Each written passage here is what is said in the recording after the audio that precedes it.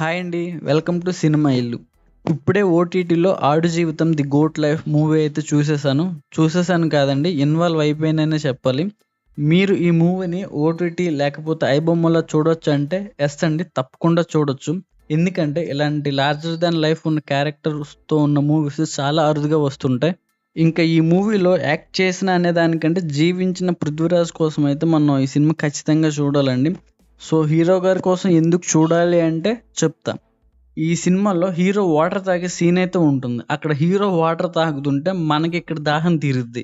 And ఇంకో సీన్‌లో hero స్నానం చేసే సీన్ అయితే ఉంటుంది. అక్కడ అతను స్నానం చేస్తే, హీరోకి స్నానం చేస్తే ఆ ఫీల్ అనేది మనకొచ్చిద్దనమాట.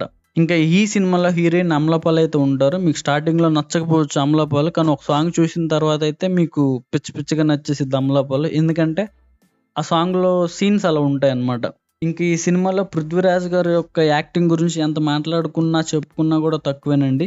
ఇంకా ఈ సినిమాలో అయితే ల్యాగ్ అయితే ఉంటుంది కొన్ని కొన్ని సీన్‌ల దగ్గర. కానీ చూడండి, 2 అవర్స్ 40 మినిట్స్ ఏమో ఉండిద్ది మూవీ. కానీ చూడండి, ల్యాగ్‌ని మినహాయిస్తే మూవీ ఓవరాల్‌గా అయితే మీకు ఓకే, ఒక మంచి మూవీ చూసామని అయితే ఫీలింగ్ వచ్చిద్ది. ఇంకా ఈ సినిమా రిలీజ్ టైమ్‌లో ఒక న్యూస్ అయితే చాలా బాగా ఫేమస్ అయిందండి. అదేంటంటే చిరంజీవి గారు 'సైరాస్' సినిమా కోసం 'పృథ్వీరాజ్' గారినైతే అప్రోచ్ చేయడం జరిగింది ఒక రోల్ కోసం. కానీ అప్పుడు 'పృథ్వీరాజ్' గారు ఒక లార్జర్ దాన్ లైఫ్ సినిమా తీస్తున్నానండి. అది దాంట్లో గడ్డం పెంచాల్సొచ్చిద్ది అండ్ వెయిట్ తగ్గాల్సొచ్చిద్ది. అందుకోసం చేయలేనని సున్నితంగా తిరస్కరించారంట. కానీ మళ్ళీ కొన్ని ఇయర్స్ తర్వాత 'లూసిఫర్' అదే సేమ్ ఇదే హీరో డైరెక్ట్ చేసిన 'లూసిఫర్' ఉంటది. దాన్నే మన తెలుగులో 'గాడ్ ఫాదర్‌గా' రీమేక్ చేశారు. మళ్ళీ అందులో ఒక క్యారెక్టర్ కోసం అప్రోచ్ అవ్వడం జరిగింది చిరంజీవి గారు. అప్పుడు గూడా 'పృథ్వీరాజ్' గారు ఇదే రీజన్ చెప్పారంట. అండ్ 'పృథ్వీరాజ్' గారు ఫస్ట్ ఏం చెప్పిన రీజన్ మర్చిపోయారు. ఫస్ట్ 'సైరా' టైమ్‌లో ఏదైతే ఎక్స్‌క్యూజ్ కోసం రీజన్ చెప్పారో అది మర్చిపోయారంట. సో, అంటే మీరు యాక్టర్ యొక్క డెడికేషన్ లెవెల్ చూసుకోవచ్చు. ఒక సినిమా కోసం ప్రాణం పెట్టేశారు. మీరు సినిమా చూసిన తర్వాత తెలిసిద్ది యాక్టింగ్ కోసం ఇంత చేత్తారని. ఇంక ఈ సినిమాలో నేను కొంచెం అన్‌కంఫర్టబుల్‌గా ఫీల్ అయిందయితే లాంగ్వేజ్ బ్యారియర్ అండి. నేను సినిమాని తెలుగులోనే చూసాను. కానీ హీరో గల్ఫ్ కంట్రీకి వెళ్ళిన తర్వాత అక్కడ ఉండేవాళ్ళు వాళ్ళ లోకల్ లాంగ్వేజ్‌లో మాట్లాడతారు. అది మనకే అర్థం కాదు. ప్లస్ హీరోకి కూడా అర్థం కాదండి. నేనైతే ఐబొమ్మలో చూసాను. సబ్‌టైటిల్స్ లేవు. మీరు నెట్‌ఫ్లిక్స్‌లో, అది ఓటీటీ నెట్‌ఫ్లిక్స్‌లోనే ఉందనుకుంటాను. అక్కడ చూస్తే సబ్‌టైటిల్స్ ఉంటే బెటర్, అర్థమయ్యిద్ది. ఇంకా మూవీ ప్రోగ్రెస్ అయ్యే కొద్దీ మీకు ఆ ఇబ్బంది ఉండదండి. ఎందుకంటే వాళ్ళు తెలుగు నేర్చుకుంటారంటే తెలుగు నేర్చుకోరు.